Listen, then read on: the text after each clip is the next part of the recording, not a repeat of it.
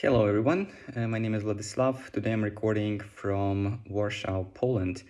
It's 26th of February and today I will report about the events from the past 24 hours, what happened in Ukraine. First things first, I really appreciate the feedback I got about my video. It's really nice to see your support, so here I am making more of them. So, responding to many of your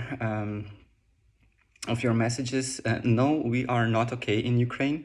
No, our families are not safe, and it will not end soon. I know you wish us that, but that's unfortunately not gonna happen, and we have to be patient and stay strong. From some positive news, Sweden, Estonia, Poland sent military help to Ukraine. Poland also closed the airspace for Russian planes. The sanctions are kicking in every day. Russia is being choked more and more economically, politically, and militarily. I don't know if it's the right word, but every day it's getting tougher and tougher for them, which lifts my spirits and lifts the spirits of all the Ukrainians who are very, very scared right now.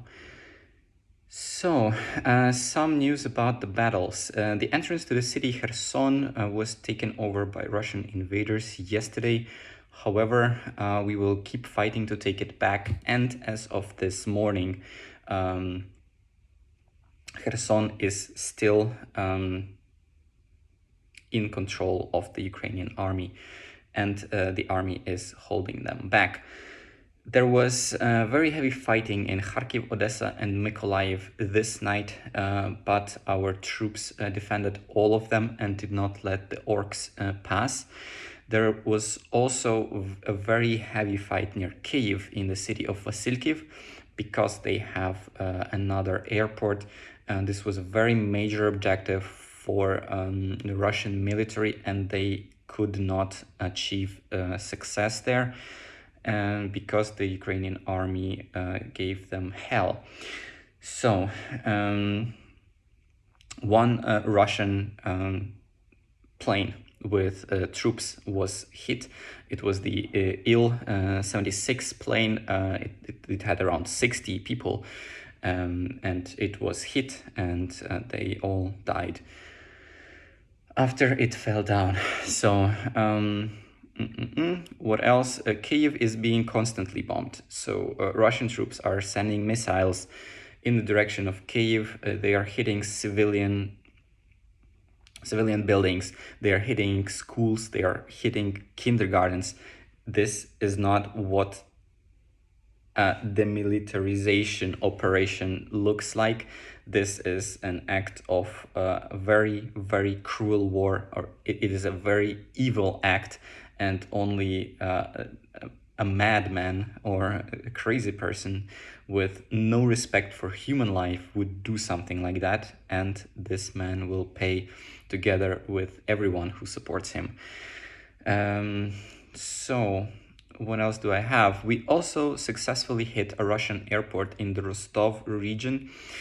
It was a very positive thing for us. So they are not safe even on their territory, because we can reach those military objectives, and we are taking them down.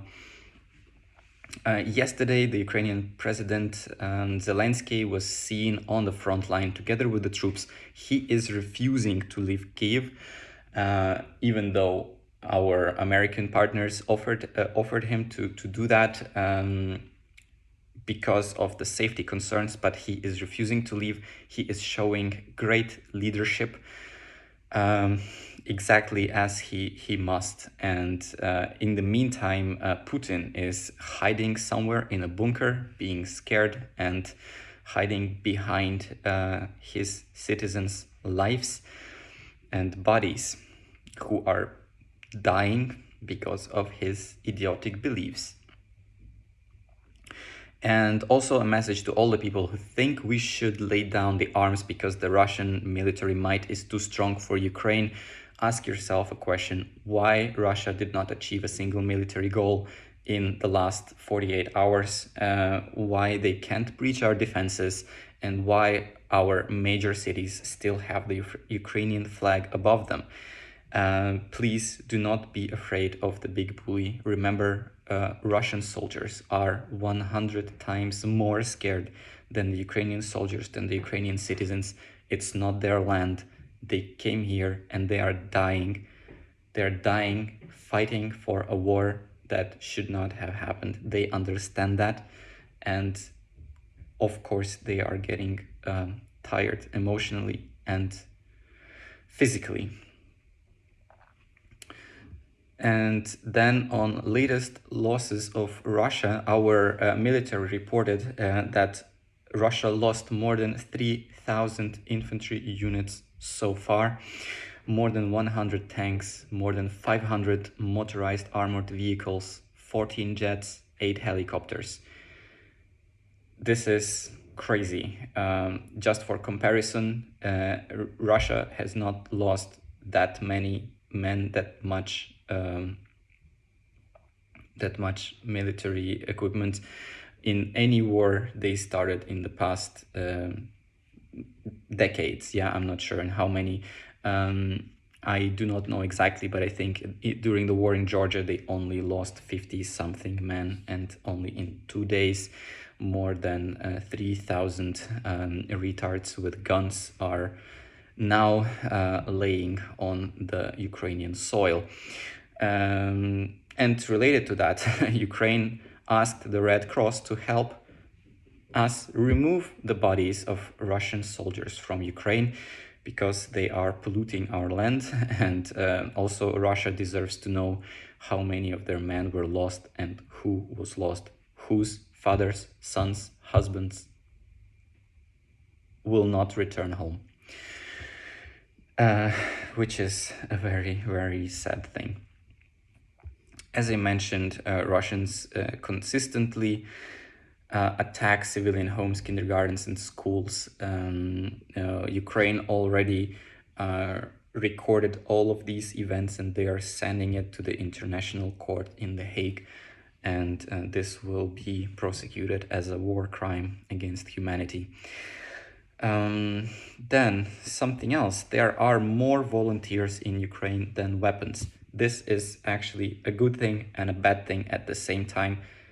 Every man in Ukraine is willing to take a gun and fight for our freedom, but we do not have enough guns, unfortunately. And taking that into consideration, you can imagine how lifted our spirits are, how much we want to defend our country, and we need support for that. We need our Western partners to send us military aid, just like Sweden, Estonia, and Poland did, but we need even more. And if we fully equip everyone who wants to fight in Ukraine, and if we train them, Russia will never, ever be able to take us. Related to that, NATO promised anti-aircraft defense weapons for Ukraine.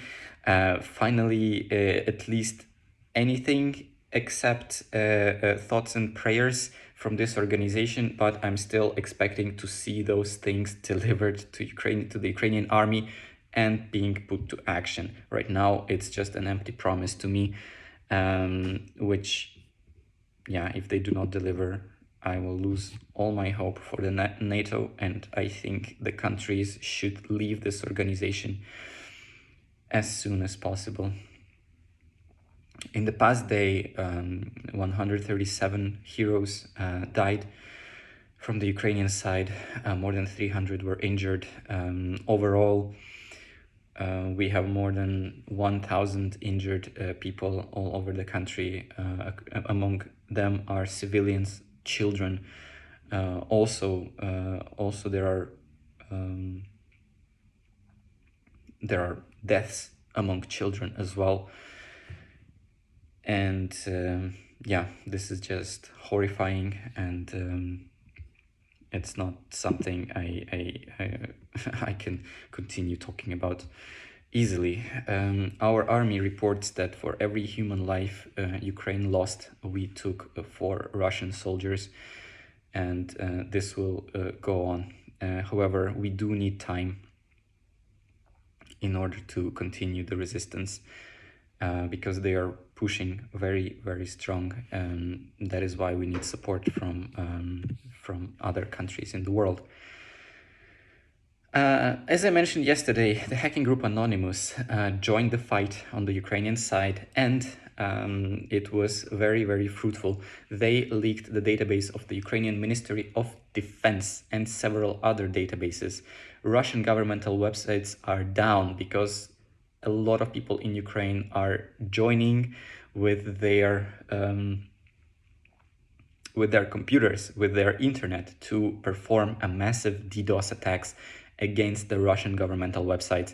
The whole gov.ru range of websites is down and it cannot get back up. This is something that makes me extremely proud, and you can join this fight as well from anywhere in the world. If you want to, ask me how. I will explain and coordinate your actions. And about the database of the Russian Ministry of Defense, it was leaked entirely. All the employee data was leaked, including their home addresses, names, surnames, their phone numbers. And Ukrainians are actually calling them on the phone in the middle of the night. And they are confronting them, asking them what the fuck is going on, when will you leave Ukraine? Or they're just saying hi from Ukraine. And they are saying hi from all the dead men who they sent here to die. Another positive thing is that anyone can enlist into the Ukrainian army from abroad if you have military training, if you can help out also as a medic on the field. I encourage you to come.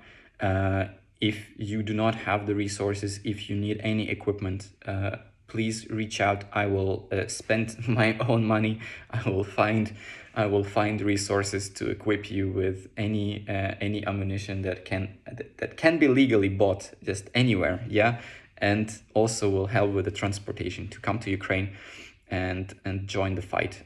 You can also join our cybersecurity forces. That is something that I am considering myself to come back home and join our cyber troops. If you have computer science skills, you can also do other stuff like developing informational websites or make media content like I'm doing right now to spread the information all over the world, especially in Russian. Because Russians, they have very strong misinformation campaign going on, and well, in other words, they're being brainwashed by the Russian government. So on the first day of war, a lot of people went outside and they were protesting against Putin. However, as of yesterday, there were not so many supporters of Ukraine, and a lot of people are supporting the war from the Russian side. They are pro-war, but they do not know the truth, and it is our job to deliver the truth. That is something that I will also personally be working on to show them the reality of this war and what the Russian army is doing on our land. And then the last piece I have for today is that the Security Council of the United Nations made a resolution to stop the invasion of Ukraine, to lay down the arms. Russia, of course, vetoed it. Everyone else was pro. And China, India, and United Arab Emirates did not take any stance, did not express any opinion. China, not surprised. India, very surprised, because I did not expect India to remain neutral in this situation. Please, if you are from India, let's also make some kind of informational campaign that can be shared in India to show them what is going on, and also that your people go outside and push your government to take an active political stance to support Ukraine, because this is very, very important to see how the world supports us right now. Yeah. And the last thing with which I can close, with which I want to close this video is I want to tell you that together we are not powerless. Even a single voice of reason in this darkness can be a beacon of light for many. Speak out, be heard, and be righteous in all that you do. Keep supporting Ukraine. Do not forget that we exist. Do not stop pushing until this war is over. The truth is on our side. Together we will win. Slava Ukraini!